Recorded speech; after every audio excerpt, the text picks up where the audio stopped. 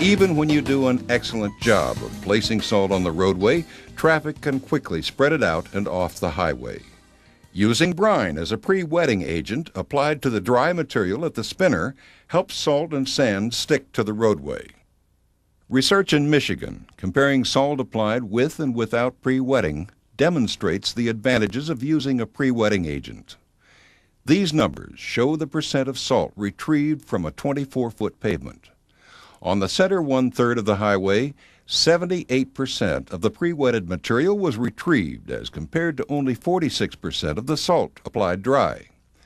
As would be expected, less of the pre-wetted material moved to the outside two-thirds of the pavement, 18% compared to 24% of the dry material.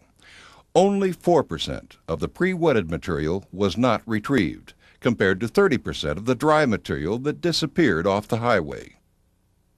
Visualize the amount of salt that does not stick to just this 1 square foot of highway if it is applied dry.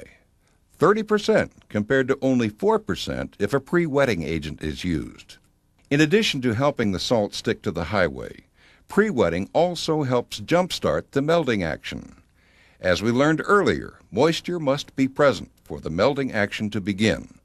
The only time that pre-wetting may not be required is when there is already plenty of moisture on the highway. Your supervisor can give you advice on the amount of pre-wetting agent to apply. In theory, when brine is used as a pre-wetting agent, the amount of dry materials can be reduced 20 to 30% because of the additional salt in the brine that is being applied and the fact that more material remains on the roadway.